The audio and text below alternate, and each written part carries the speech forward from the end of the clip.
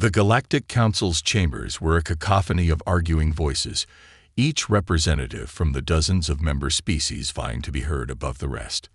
Thumping fists and flashing holographic displays punctuated the debates as the fate of the galaxy hung in the balance. At the head of the table, the council overseer, a wizened Xenos elder, struggled to maintain order. Enough, he finally bellowed, his booming voice cutting through the din. We are getting nowhere. The facts are these. An extragalactic threat has already destroyed several of our outer colonies, and our own military forces are stretched thin from centuries of political infighting. The room fell silent as the overseer's words sank in. Every being present knew the gravity of the situation. If the invaders were not stopped, the entire Galactic Union could collapse. We must act, and act decisively. The overseer continued, his four eyes narrowing. But we cannot do it alone. We need the aid of a powerful military force, one capable of meeting this threat head-on. Murmurs of agreement rippled through the chamber, but there was an unspoken reluctance in the air. The alien representatives knew exactly which military force the overseer was referring to, the infamous Heartless humans. The humans, with their unyielding tenacity and complete disregard for diplomatic niceties, were both feared and despised by the other species of the Galactic Union.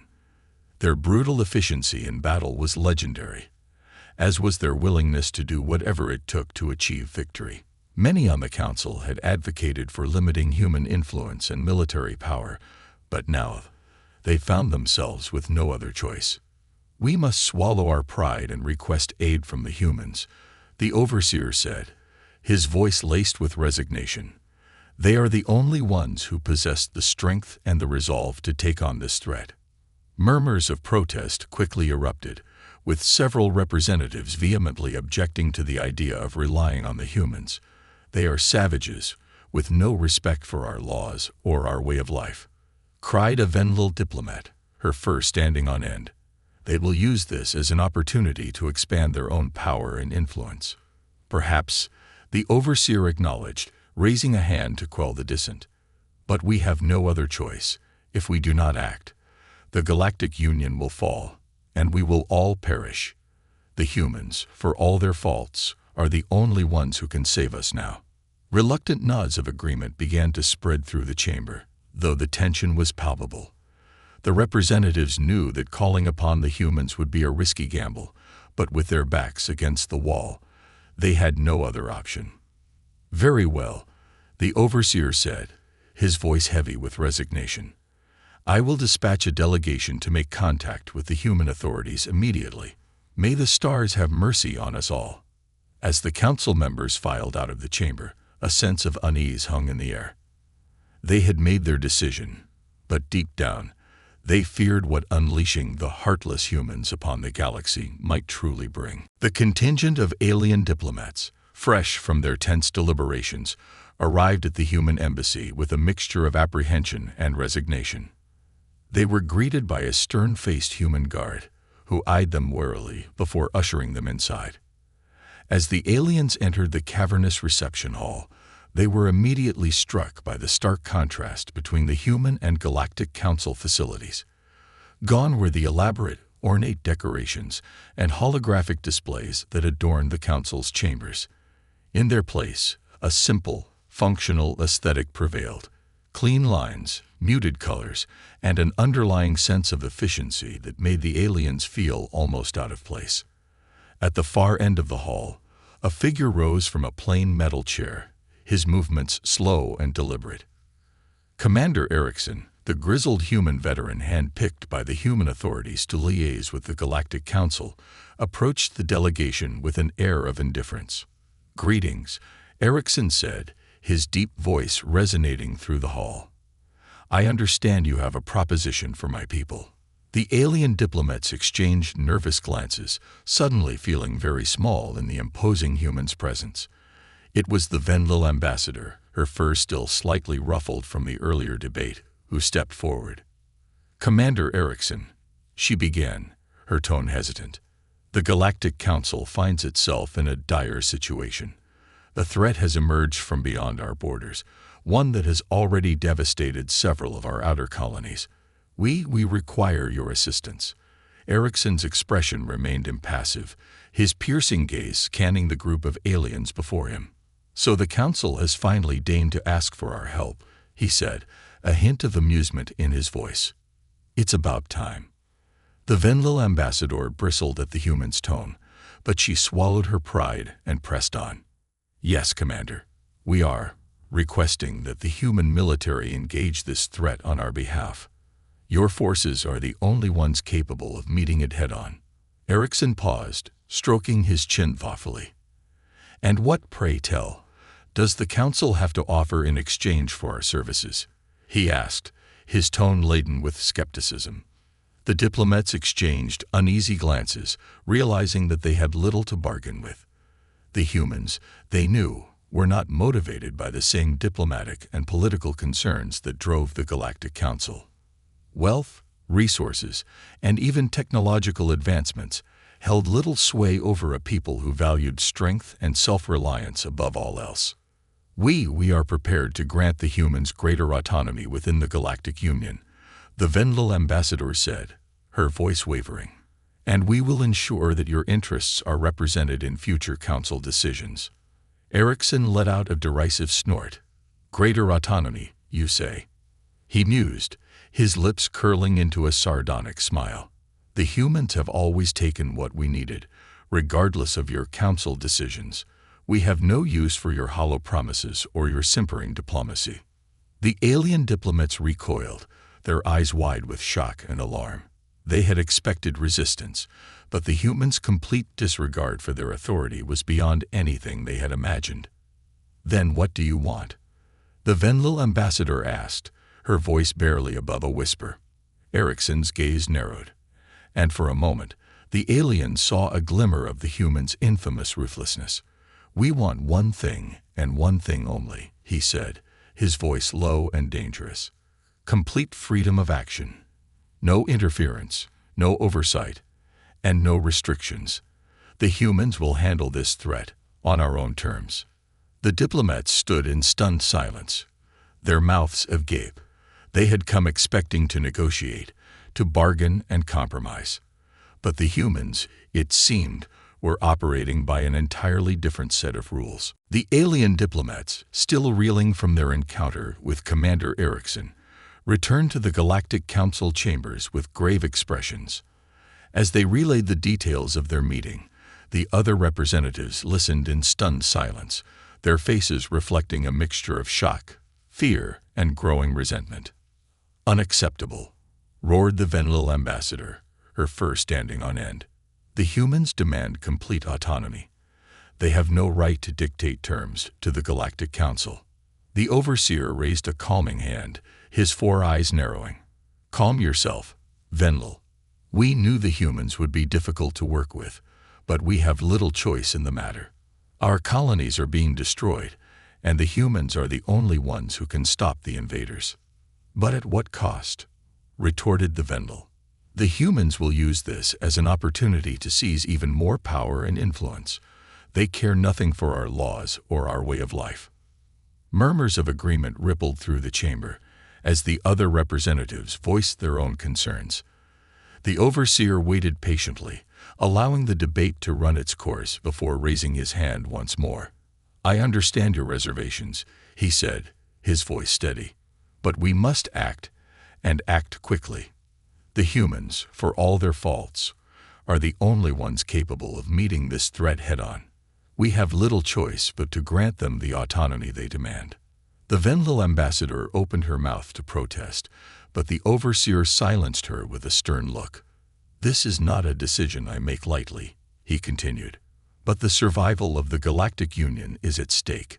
We must trust that the humans, in their own ruthless way, will do what is necessary to protect us all." Reluctant nods of agreement began to spread through the chamber, though the tension was palpable. The representatives knew that ceding so much power to the humans was a dangerous gamble, but with their backs against the wall, they had no other choice. As the council adjourned, the overseer watched the diplomats file out, a heavy sigh escaping his lips. He knew that the humans would likely use this opportunity to expand their influence, and that the delicate balance of power in the galaxy could be forever altered. But for now, the priority was survival. The Overseer could only hope that the humans' legendary ruthlessness would be enough to turn the tide against the invaders, even if it meant sacrificing a measure of the Council's own authority. In the days that followed, the human task force began to take shape, with Commander Erickson personally handpicking the units he deemed most capable of the mission. The aliens on the Council watched with growing unease as the humans made their preparations, utilizing advanced technologies and top-secret weapons that the Council had no prior knowledge of. As the human forces mobilized, the Overseer couldn't help but wonder if they had made a Faustian bargain, one that might ultimately cost them more than they were willing to pay. As the human task force continued its preparations, the members of the Galactic Council found themselves embroiled in an increasingly heated debate. The tension in the chamber was palpable, with each representative arguing vehemently for their own agenda. "We cannot simply hand over control to the humans," cried the Venlil ambassador, her fur standing on end. "They have no regard for our laws or our way of life. They will use this as an opportunity to expand their influence and dominate us all." The Overseer raised a placating hand, his expression stern. "I understand your concerns, Venlil, but we must remember that the survival of the Galactic Union is at stake. The humans, for all their faults, are the only ones capable of meeting this threat head-on. And what if they fail?" retorted the Venlil. "Or, worse yet, what if they succeed and then turn their sights on us? The humans are unpredictable, uncaring, and utterly ruthless. We cannot trust them with such power." A murmur of agreement rippled through the chamber, as several other representatives voiced their own misgivings. The Overseer listened patiently, his four eyes narrowing as he considered the various arguments. "Perhaps we should consider intervening directly," suggested a Xenos counselor, his voice laced with uncertainty. "If we pool our own military resources, we may be able to take on the invaders without relying on the humans." The Overseer shook his head slowly. "That would be suicide," he said, his tone grave. "Our forces are already spread thin, and the invaders have proven to be a formidable foe. We simply do not have the strength to face them alone. Then we must find a way to rein in the humans." The Venlil ambassador insisted, her desperation palpable. "We cannot allow them to operate with such autonomy. There must be oversight, restrictions, some way to ensure they remain under our control." The Overseer considered the Venlil's words, his brow furrowing in deep thought. "I understand your desire to maintain control," he said slowly, "but the humans have made it clear that they will not accept any interference or oversight. To deny them their autonomy would be to risk losing their aid entirely." The chamber fell silent, the representatives exchanging uneasy glances. They all knew the Overseer was right. The humans held the key to their survival, and they could not afford to antagonize them. But the prospect of ceding so much power to the heartless humans was a bitter pill to swallow. "Then we are truly at their mercy," the Venlil ambassador finally said, her voice tinged with resignation. "May the stars have mercy on us all." The Overseer nodded solemnly, his gaze sweeping across the somber faces of the council members. "Yes," he murmured, more to himself than to the others. "May the stars have mercy." As the meeting adjourned, the representatives filed out of the chamber, their steps heavy with the weight of their decision. They had placed their fates in the hands of the humans, and now they could only hope that the heartless ones would not betray them. Without warning, the human task force launched its assault, striking the enemy stronghold with devastating precision.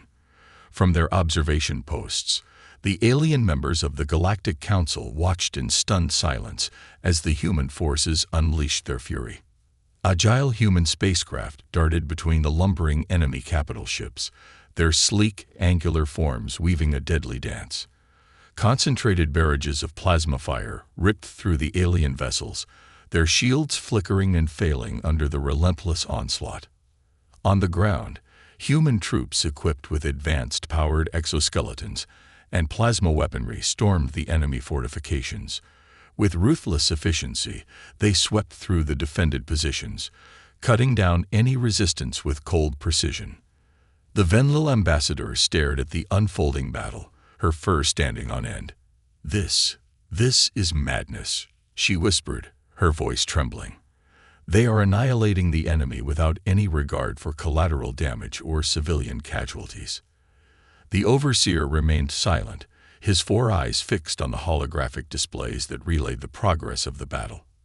He had seen the humans' tactics before, but the sheer scale and devastation of their assault still unnerved him. "They're not even coordinating with our own forces," the Venlil continued, her voice rising in alarm. "They're completely disregarding our intelligence and strategic plans." The overseer raised a hand, silencing the Venlil. "They are doing what is necessary to achieve victory," he said, his tone steady. "We must trust that the humans know what they are doing." "Trust them," the Venlil spat, her fur bristling. "They are reckless, uncontrolled, and utterly indifferent to our concerns. This is exactly what I feared would happen." The overseer fixed the Venlil with a stern gaze. "We had no other choice," he said, his voice laced with a hint of regret. "The survival of the Galactic Union was at stake. The humans are our only hope of defeating this threat." The Venlil opened her mouth to protest, but the words died on her lips as a series of explosions rocked the enemy capital ships. The human forces had breached the core of the enemy stronghold, their assault unrelenting. Within a matter of hours, the battle was over.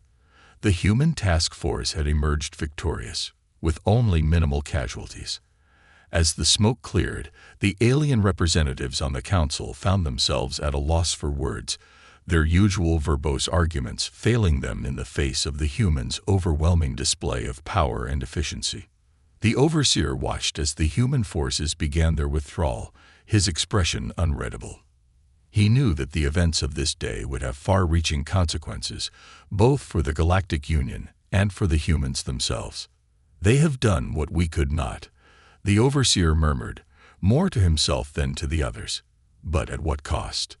The Venlil ambassador opened her mouth to respond, but the words caught in her throat.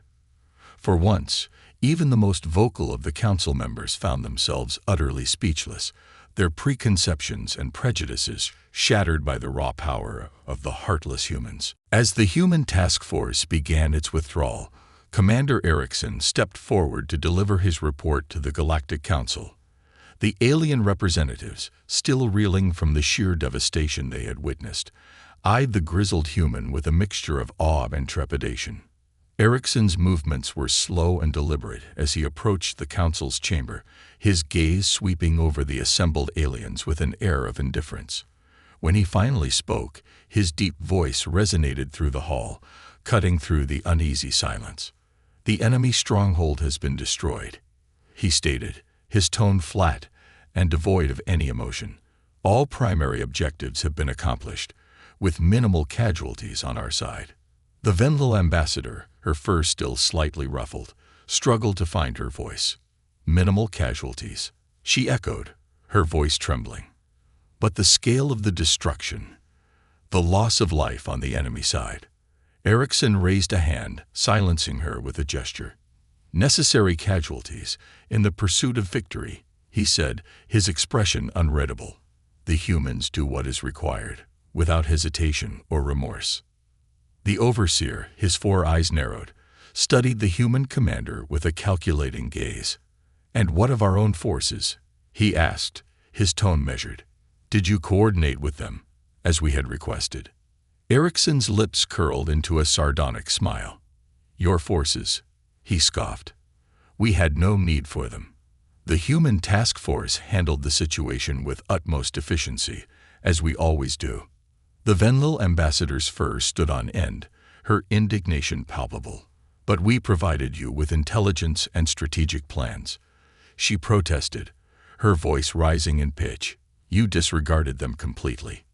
Erickson's gaze swept over the Venlil, his expression one of barely contained disdain.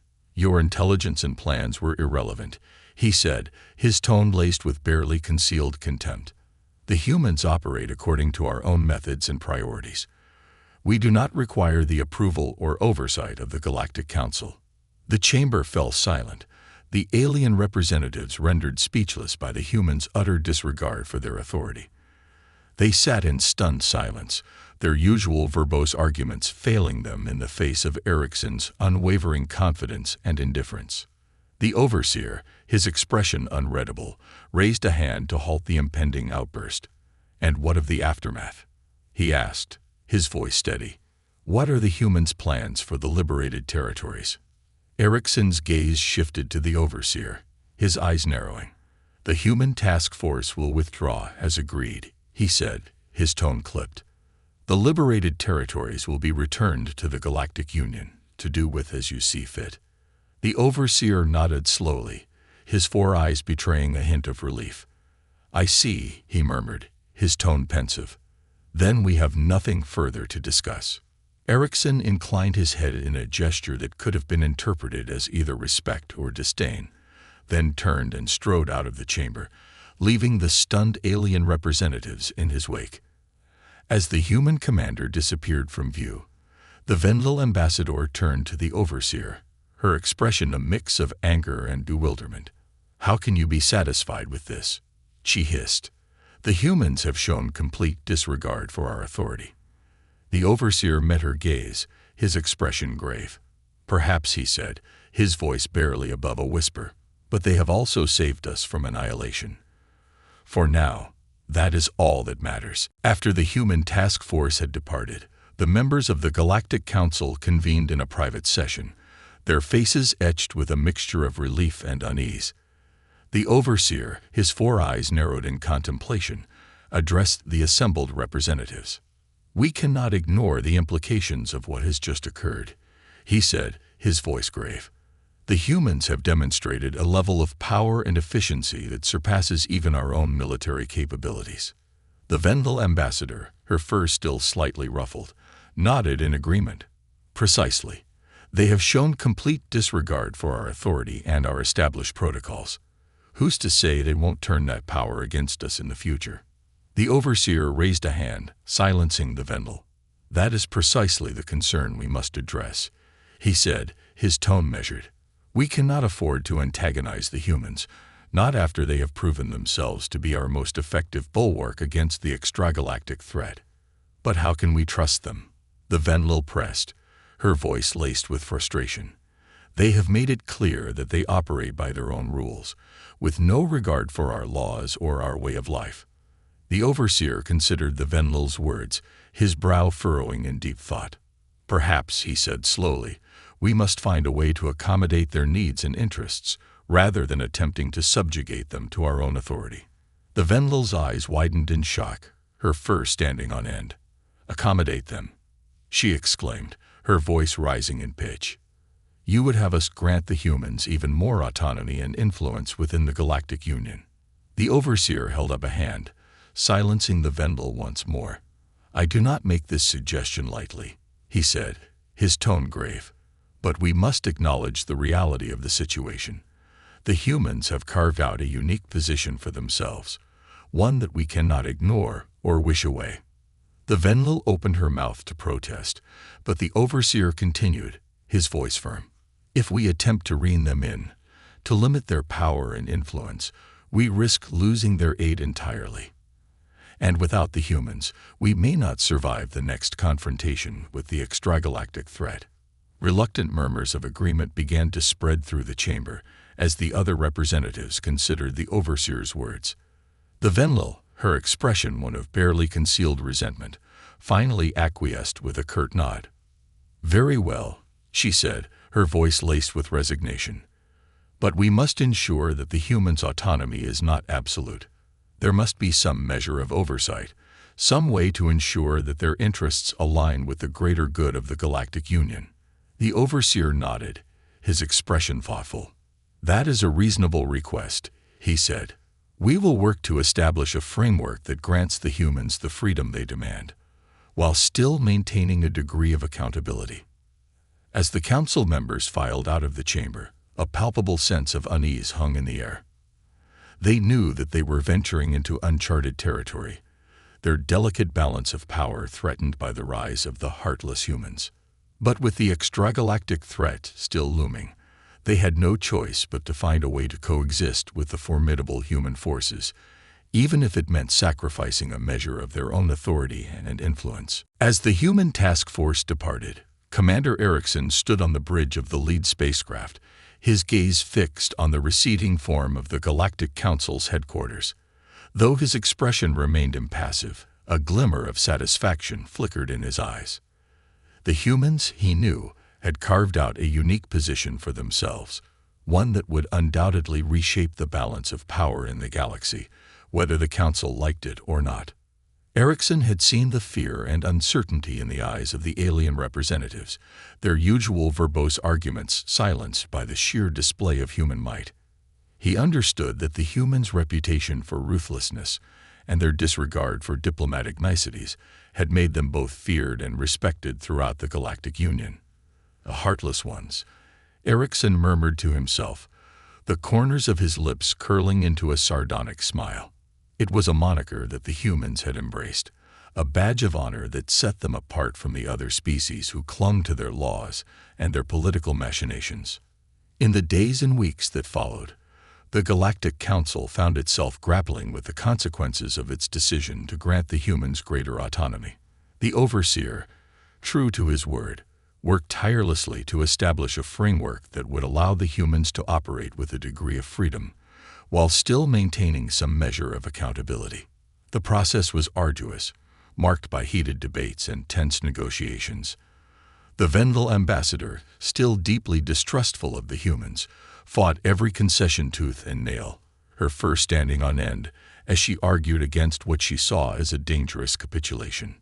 But the Overseer remained steadfast, his 4 eyes conveying a sense of resignation tinged with a glimmer of pragmatic acceptance. He knew that the survival of the Galactic Union depended on maintaining the humans' cooperation, even if it meant ceding a portion of the Council's own authority. In the end, the new agreement granted the humans considerable autonomy in matters of military strategy and operations, with the Council retaining a limited oversight role. The Vendel and several other representatives protested vehemently, but their objections were ultimately overruled by the pragmatic majority. As the dust settled, the Overseer found himself contemplating the long-term implications of their decision. The humans, he realized, had become a force to be reckoned with, a wild card in the delicate balance of power that governed the Galactic Union. They are both our greatest asset and our greatest liability, the Overseer murmured, his brow furrowed in thought. How we navigate this new reality will determine the fate of us all. Erickson, for his part, remained steadfast in his commitment to the humans' interests. He understood that their newfound influence would shape the course of the galaxy, and he had no intention of allowing the Council to limit or constrain their power. "We are the heartless ones," he said, his voice tinged with a hint of pride. "And we will forge our own destiny, with or without the Galactic Union." As the human task force disappeared into the depths of space, the Overseer watched, his expression unreadable. The future, he knew, was now in the hands of the heartless humans, a future that would be forged on their own terms, regardless of the Council's wishes.